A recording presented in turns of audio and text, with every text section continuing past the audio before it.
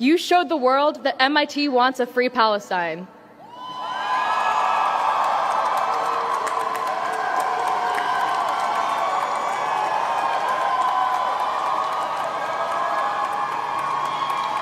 Last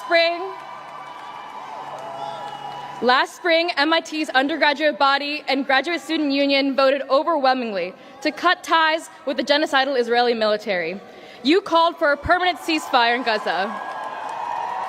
And you stood in solidarity with the pro-Palestine activists on campus. You faced threats, intimidation, and suppression coming from all directions, especially your own university officials. But you prevailed because the MIT community that I know would never tolerate a genocide.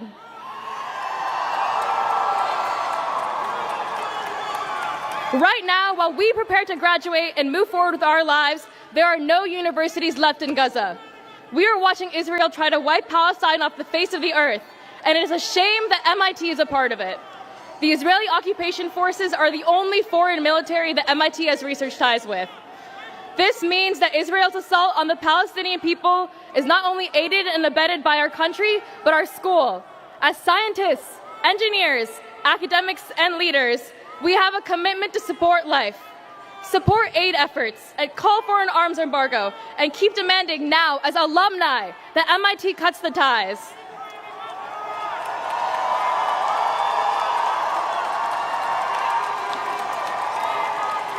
Now, I invite you all to join me in the tradition of turning the ring.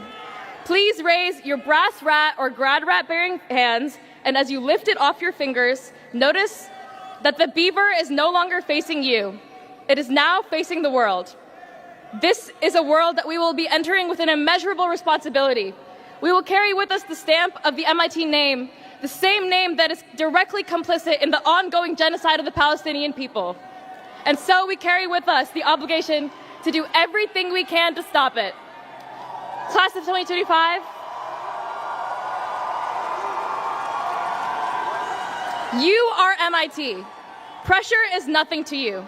I know you will take it head on, and I can't wait to see what you do next. Thank you, and congratulations again.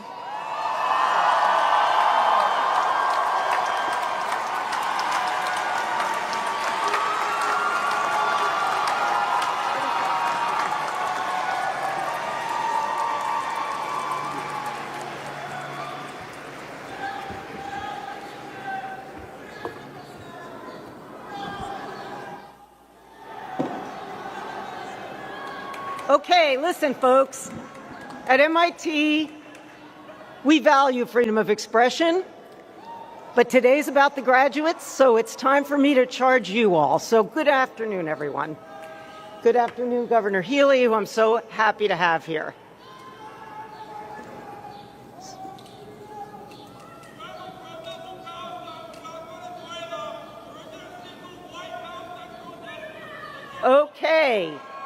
Okay, folks, there is a time and a place to express yourselves, and you will have many, many years to do it. Let's talk today about our graduates.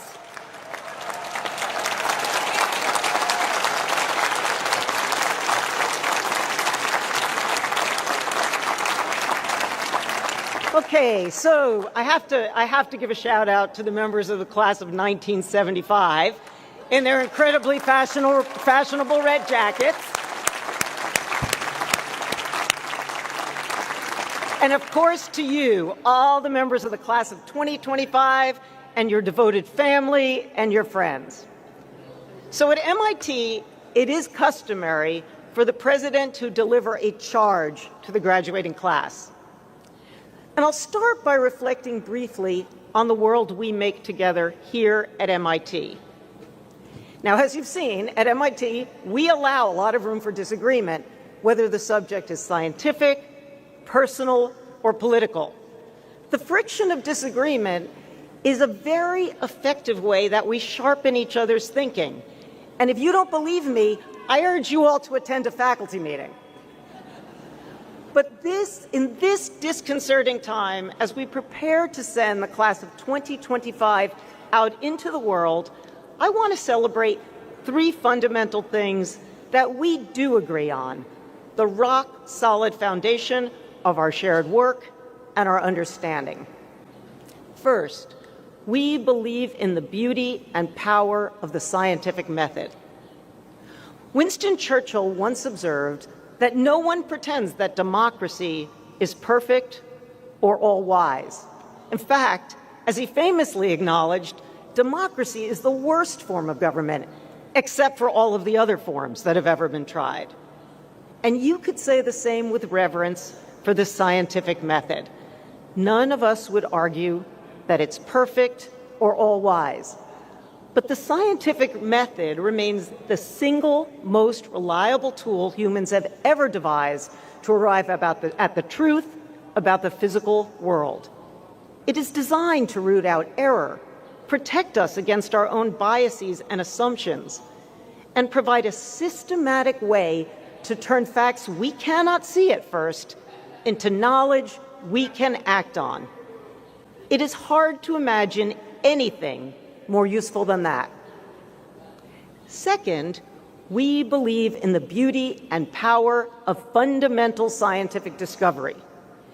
The incredibly intricate, maddening, heroic, intoxicating process of exploration and testing that somehow got stuck with the bland label basic research.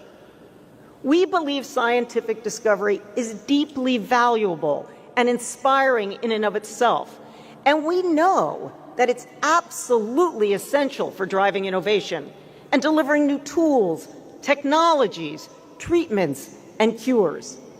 And finally, from direct personal experience here at MIT, we know that we are sharper, more rigorous, more curious, more inventive, and more likely to achieve breakthrough results when we work together with brilliant people across a broad spectrum of backgrounds, perspectives, and viewpoints from across the country and all around the world.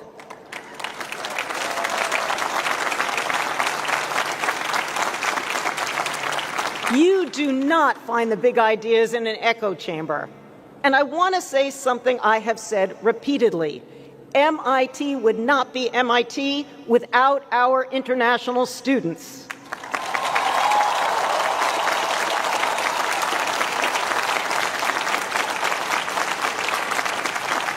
The beauty and the power of the scientific method, the beauty and the power of scientific discovery, and frankly, the beauty and power of the Institute's incredible global community.